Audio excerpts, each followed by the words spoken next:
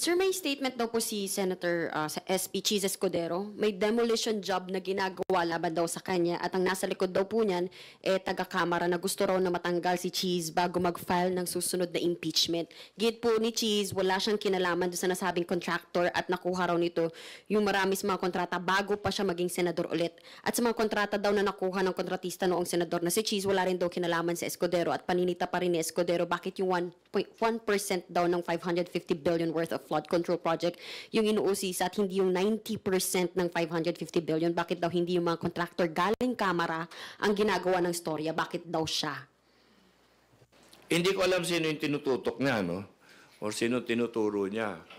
At saka hindi ko alam anong demolition job ang sinasabi dahil kung yung binabanggit niya yung mga lumalabas sa Facebook na kontratistang nagko-contribute daw, major contributor sa kanyang kampanya. Ako personal, hindi ako naniniwala eh.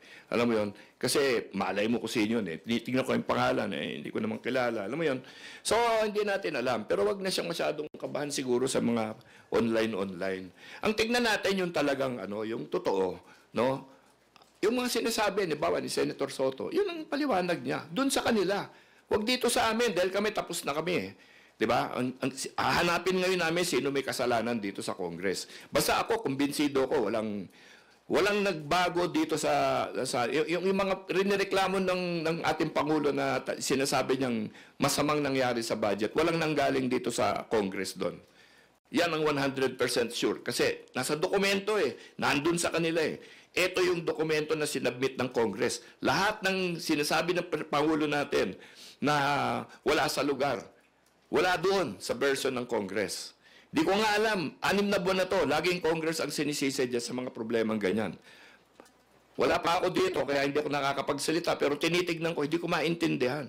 Bakit Congress ng Congress ang tinuturo, lalo na yung Speaker. Nandito na ako eh. So may access na ako sa dokumento. Lalo akong naniniwala ngayon na walang kasalanan talaga yung ating Kamara dyan sa mga nangyaring pagbabago sa budget at pagtanggal ng PhilHealth Trust Fund, yung pagbawas ng DepEd at yung pagdagdag ng pagkalaki-laking pondo sa DPWH. Gusto ko na lang malaman ngayon, dahil makukuha namin yung inventaryo ng mga proyekto na yan, sino yung contractor dyan, saan napunta yan. Tama yung ni Presidente. May ghost project ba yan? Ay naririnig namin meron. May duplikasyon ba yan? Naririnig namin meron. Maraming sinasabi si Presidente doon sa kanyang press con kahapon, yung kanyang briefing sa ating mamamayan kahapon, na sa tingin ko nakakabukas mata talaga. No? And para sa amin dito, nagkakaroon kami tuloy ng lakas ng loob, no? Na talagang habulin yung mga mga katotohanan diyan. So, yung demolition job, siguro banggitin niya kung sino specifically para magkaayos-ayos na sila. Masama yung pagka-blanket na sinisiraan ako dito sa Kongreso. Lahat kami tinatamaan. Kaibigan ko si Senator Cheese eh. Kung pati ba ako, nadamay na naman dyan sa akusasyon na yan. Hindi, walang ganyanan. Wag natin lalahatin. Siguro banggitin niya na kung sino yun para at least magkasagutan na sila.